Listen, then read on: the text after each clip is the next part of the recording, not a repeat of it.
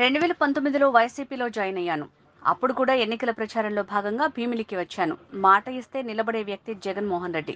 జగన్కు ఓటు వేసి గెలిపిస్తేనే ఆంధ్ర రాష్ట్ర భవిష్యత్తు మారుతుంది. హామీలు మాటల వరకు మాత్రమే ఉండే వాళ్లకు ఓటు వేయకుండా హామీ ఇస్తే నిలబడే వాళ్లకు ఓటు వేయండి.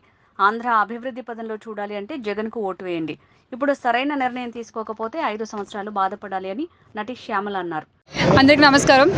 2019లో వైఎస్ఆర్సీపీ పార్టీలో జాయిన్ అవ్వడం జరిగింది. జాయిన్ అయిన తర్వాత మొట్టమొదటిగా నేను చేసిన క్యాంపెయినింగ్ అవంతి శ్రీనివాసరావు గారికే ఇక్కడ భీమిలి నియోజకవర్గానికి రావడం జరిగింది. ఆ రోజు పెద్ద ఎత్తున మహిళలందరూ కూడా మేము అవంతి గారి వైపే ఉంటాము, మా ఓటు అవంతి గారికే అని అన్నారు. అన్న మాట నిలబెట్టుకున్నారు.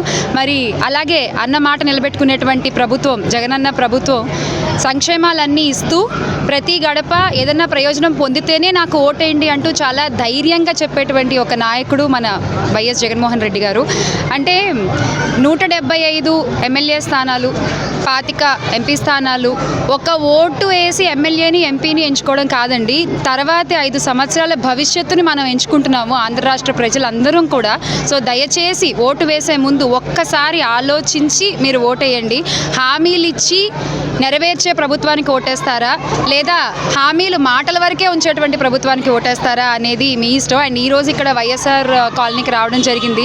ఎవరు కూడా ఒక నాయకుడు వచ్చాడు, లేదా ఒక క్యాంపెయినింగ్ చేసేవాళ్ళు వచ్చారు, ఒక నాయకుడు వాళ్ళ కూతురు వచ్చారని కాకుండా మా కుటుంబ సభ్యులు వచ్చారు అన్నట్టుగా మమ్మల్ని ఆదరించి హారతులు పెట్టి అవంతి గారికి అయితే అసలు చాలా ఆనందంగా వాళ్ళు మమ్మల్ని రిసీవ్ చేసుకున్నారు.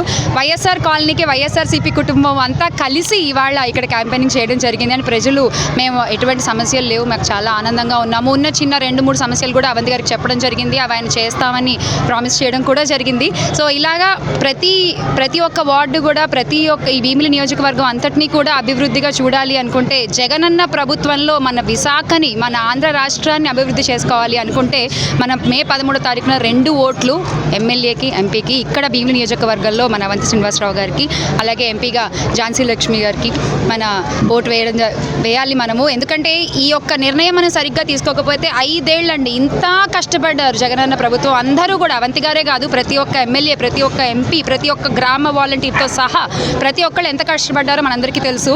ఒక్క నిర్ణయం సరిగ్గా తీసుకోవడం మనం చాలా అవసరం. ఆ నిర్ణయం మీ చేతుల్లో.